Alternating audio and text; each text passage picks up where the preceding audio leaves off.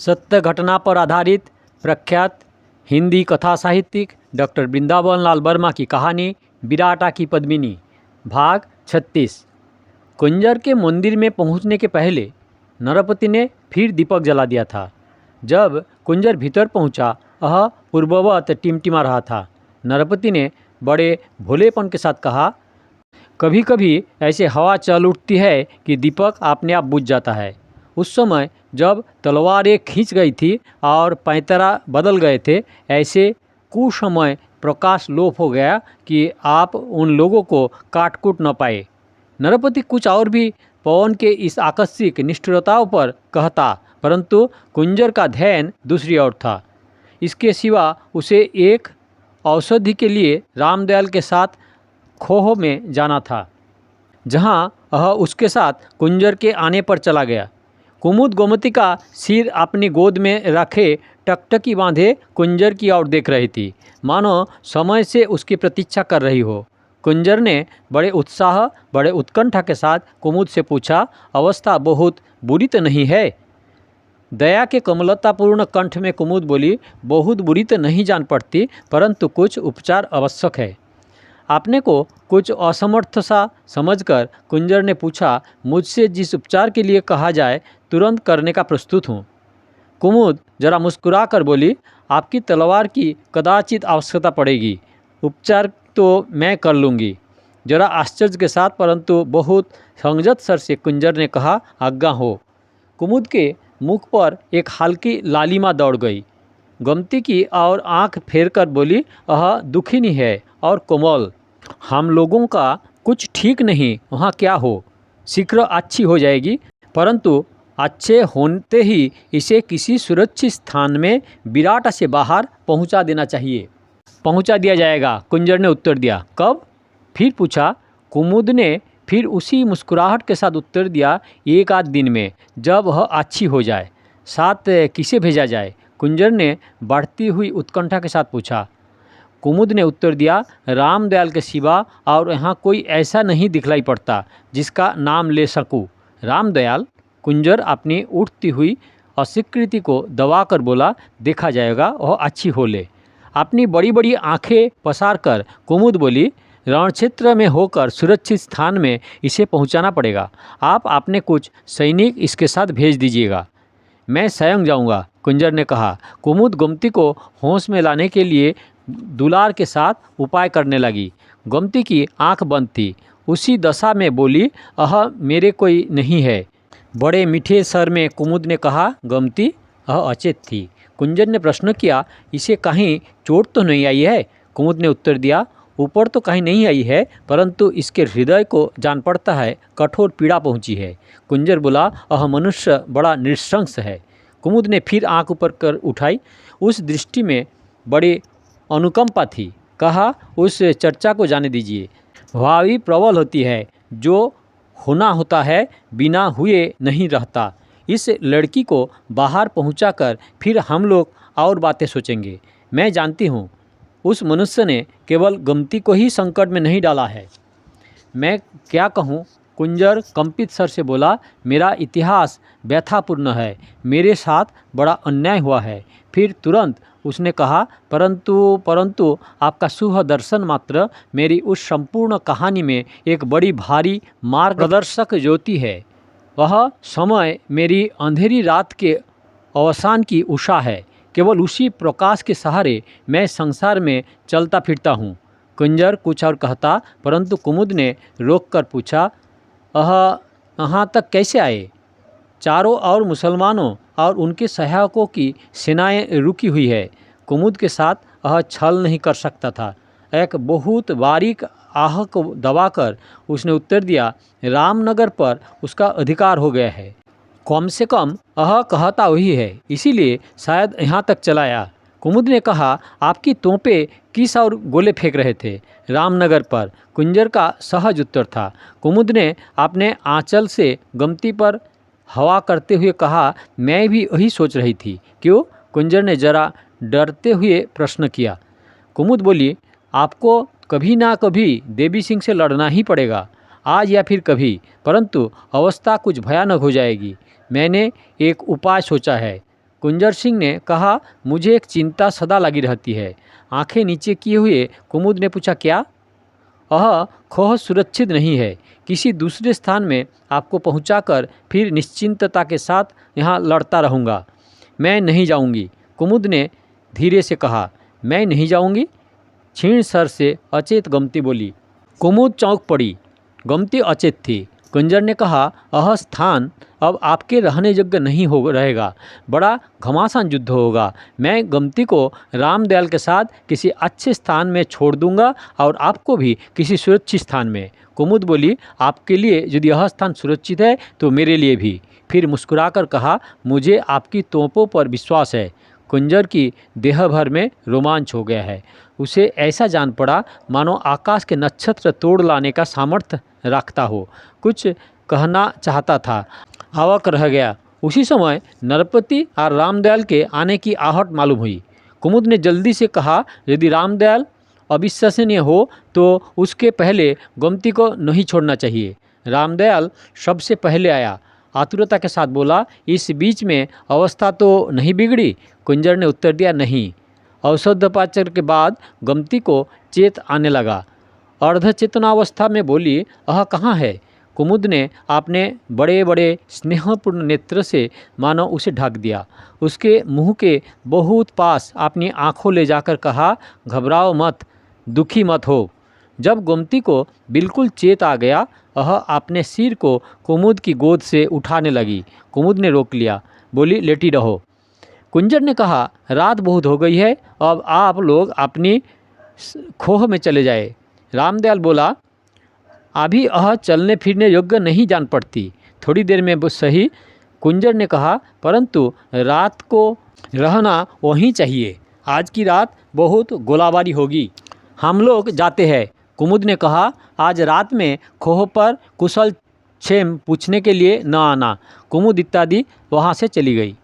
उस रात कुंजर सिंह कदाचित इच्छा होने पर भी खोह के पास न जा सका। रात भर बेतरह रामनगर पर गोले ढाए। उधर से भी जवाब में कुछ गोलीबारी हुई, परंतु बिराटा की कोई हानि नहीं हुई। रामनगर पर आलिमर्दान की भी तोपें गोला उगलती रही, परंतु एक बात का आश्चर्य कुंजर सिंह को हो रहा था, आलिमर्दान की ओर से बिराटा पर एक तोप ने भी वार नहीं किया। कुंजर ने भी शायद समझकर कि पहले एक शत्रु से समझ लें, फिर दूसरे को देख लेंगे, आलिमर्दान को नहीं छेड़ा। उस रात कुंजर सिंह के कान में कुमुद ने अंतिम वाक्य ने कोई बार झंकार की। उसने कहा था, आप रात में खोह पर कुशलक्षेम पूछने न आना। उस निषेध में कुंजर को एक अपूर्व मोह सा जान पड़ा था। सवेरे सफदर सिंह कुंजर के पास आया, उदास था। बिना किसी भूमिका के बोला, रामनगर पर देवी सिंह का अधिकार हो गया है। आपने रामनगर पर गोले क्यों बरसाए? कुंजर सिंह ने उत्तर दिया, पहले मेरे मन में भी कुछ ऐसी तरह की कल्पना जागी थी, परंतु पीछे विश्वास हो गया कि रामनगर पर अभी देवी सिंह का दखल नहीं हुआ है। परंतु नरपत सिंह दूसरी ही बात करते हैं, धोखे से आ गए हैं। और गोमती भी, और रामदयाल भी छद्मवेश था। रामदयाल कहता था कि धोखा सा था। मान लीजिए देवी सिंह ही थे तो इस तरह क्यों और कैसे आए लोग, शो तो आपको मालूम ही हो चुका है, परंतु मुझे उस व्यक्ति के देवी सिंह होने से बिल्कुल संदेह है। यदि यह देवी सिंह थे तो बहुत करके गोमती के लिए आए होंगे। मैं नरपति से सब हाल सुन चुका हूँ। केवल इतनी बात प्रकट करने के लिए आने की अटक ना थी कि रामनगर उनके हाथ में आ गया है। इस समाचार को तो किसी के भी द्वारा कहला सकते थे। रामदयाल उनकी सेवा में रहा है, नरपति विश्वास दिलाते हैं, परंतु सब फिर क्या और क्यों हो पड़ा, कुछ समझ में नहीं आता। नरपति त्यागी विरागी पुरुष है, उसने दिमाग में सांसारिक बातों को यथायथ स्थान नहीं मिलता।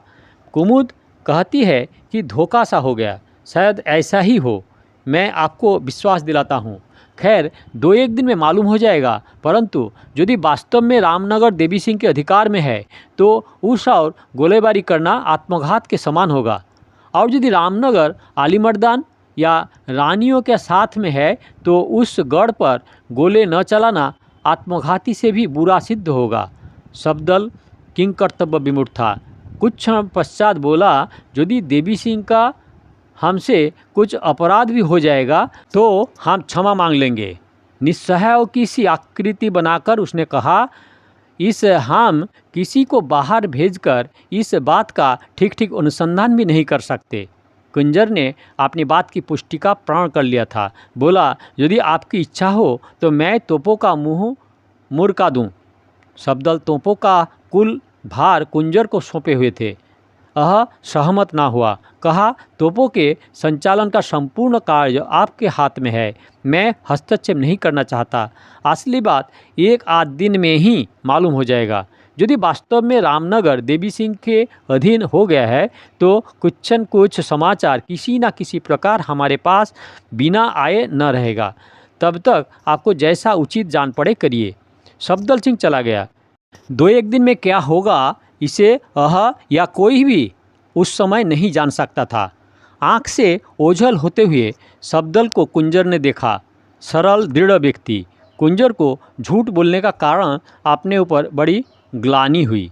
तुरंत ही उसने मन में कहा, इसने जितना विश्वास मेरा पर रखा है उससे कहीं अधिक मूल्य इसे दूंगा। इस गढ़ी की रक्षा में अंतिम सांस की होड़ लगाऊंगा। इसे भ्रम में डालने के सिवा मुझे कोई और उपाय न सूझा। क्या करूं? देवी सिंह ने झूठ बोलने के लिए विवश किया। दूसरे दिन रामदयाल गोमती के लिए उपयुक्त स्थान की खोज में संध्या के उपरांत बिराटा से चल पड़ा। कहना न होगा कि यह इधर उधर बहुत न भटक कर और चक्कर काटकर आलिमर्दन की छावनी में गया और सीधा आलिमर्दन के पास पहुंचा। प्रातःकाल हो गया। उसने रामदयाल को पहचान लिया। बोला, तुम्हारी रानी साहब तो बहुत पहले आ गई है, तुम कहाँ थे? रामदयाल ने उत्तर दिया, मैं भी हुजूर का कुछ काम कर रहा था। क्या? बिराटा से रामनगर पर गोले पड़ रहे हैं। रामनगर के नाम पर आलिमर्दन की जरा तैयारी बदली। रामदयाल उसके भाव को समझ गया। बोला, जहाँ तक मैंने सुना है इस समय आपका अधिकार रामनगर पर नहीं है। आलिमर्दन बोला, रानीवास में रहकर भी तुम्हें बात करने की तमीज़ न आई, मैं माफ़ किया जाऊं। रामदयाल ने क्षमा प्रार्थना का कोई भी भाव प्रदर्शन न करते हुए कहा, यदि अब भी रामनगर आपके हाथ में है तो मैंने रामनगर पर बिराटा से गोला बरसाने के गलती की है। इस पर आलिमर्दन जरा मुस्कुराया। बोला, रामनगर पर इस समय मेरा कब्जा नहीं है, परंतु भरोसा है कि जल्दी होगा। सचमुच समझ में नहीं आ रहा है तुमने बिराटा को रामनगर के खिलाफ किस उपाय से किया। इस रात हमारी छावनी की तरफ एक भी गोला नहीं आया। आश्चर्य की बात है। एक लंबी कहानी है, रामदयाल ने कहा, परंतु बिराटा इस समय कुंजर सिंह के हाथ में है और उसे मालूम हो गया है कि उसका विकट वैरी देवी सिंह रामनगर में जा पहुंचा है। कुंजर सिंह इस समय ढारे पर काम कर रहा है कि पहले देवी सिंह को मिटाओ फिर आप पर वार करूं। आलिमर्दन हंसा। बोला, इतनी बड़ी अक्ल की बात क्या तुमने कुंजर सिंह को सुझाई है? फिर गंभीर होकर उसने कहा, कुंजर सिंह हमसे नाहक बुरा मान गया। असल में तुम लोगों ने सिंहगढ़ में उसे हाथ से निकाल जाने दिया। आदमी हाथ से राखे लायक था। फिर सोचकर बोला, उसमें बेहद हेकड़ी है। भी एक कारण उसके भाग खड़े होने का हुआ। रामदयाल ने इस बात को अनसुनी करते हुए कहा, अब उस सुंदरी के प्राप्त होने में भी बहुत विलंब नहीं है। आलिमर्दन बहुत गंभीर हो गया। बोला, तुम उस विषय में मेरी सहायता कर सको तो जैसा है चुका दूं, तुम्हें भारी इनाम दूंगा। अब उसका समय आ गया है। रामदयाल ने भी गंभीर होकर कहा, बिराटा पर धावा बोल दीजिए। देवी सिंह कोई सहायता बिराटा को न दे सकेगा। सीधा मार्ग मैं बतला दूंगा। आलिमर्दन मन ही मन प्रसन्न हुआ, परंतु बिना कोई भाव प्रकट किए बोला, आज ही रात को आजमाओगे। आज रात को नहीं, रामदयाल ने प्रस्ताव किया, एक आध रोज ठहर जाइए। बिराटा में निस्सेम गोला बारूद या मनुष्य नहीं है। कुंजर सिंह को जरा थक जाने दीजिए। फिर नीचे आंख करके बोला, एक जरा सा काम मेरा है, पहले हो जाने दीजिए। आंख चमकाकर आलिमर्दन ने कहा, क्या मजरा है भाई। बड़ी नम्रता और लज्जा के नाट्य करते हुए रामदयाल बोला, मैंने भी सोचा है अपना घर बसा लूँ। हमारी महारानी आपकी दया से दलीप नगर का राज्य पा जाएं और मैं आपकी एक मड़ैया डालकर घर की देखभाल करूं, बस यही प्रार्थना है। अलीमर्दन ने हंसकर कहा, इसमें मेरी सहायता की किस जगह ज़रूरत पड़ेगी? उस स्त्री को रामदयाल ने उत्तर दिया, यथासंभव मैं कल बिराटा से लिया लाऊंगा। मैं चाहता हूँ वही कहीं सुरक्षित स्थान में उसे रख लूँ। ना मालूम बिराटा में कब कितना उपद्रव उठ खड़ा हो। ऐसी हालत में उसका वहाँ रहना ठीक नहीं है। यहाँ थोड़ा सा सुरक्षित स्थान मिल जाएगा। बहुत सा, अलीमर्दन बोला, तुम्हारी महारानी वहीं पर है, उनके पास उन स्त्री को छोड़ देना हर तरह उचित होगा। रामदयाल सोचने लगा। इतने में अलीमर्दन के एक सरदार आया। उसने रामदयाल को पहचान लिया। बोला, हुजूर, रानी साहब के सिर के लिए 2000 मोहरे इनाम के तौर पर राजा देवी सिंह ने रखा है। अलीमर्दन ने पूछा, रानी साहब को मालूम है या नहीं? उसने जवाब दिया, अभी सवेरे उनके किसी सेवक ने ही बतलाया था, मुझे मालूम था। अलीमर्दन ने कहा, और उसके साथ यह भी मालूम हो गया था कि दीवान जनार्दन शर्मा ने भी अपनी तरफ से 200 मोहरे उसी सिर के लिए इनाम में और रखी है। रामदयाल चकित होकर बोला, क्या ये लोग पागल हो गया है? अलीमर्दन ने इस प्रश्न का कोई उत्तर नहीं दिया। सरदार से कहा, इस समय बिराटा पर गोलीबारी न की जाए। आज दिन भर और रात भर बराबर रामनगर पर ही गोलीबारी और लगातार दलीप नगर की सेना पर हमले करो। इसी समय महारानी के पास जाओ, कहना थोड़ी देर में हाजिर होता हूँ। रामदयाल को भी साथ लेते जाओ। ये दोनों गए। यह है बिराटा की पद्मिनी कहानी का भाग 36।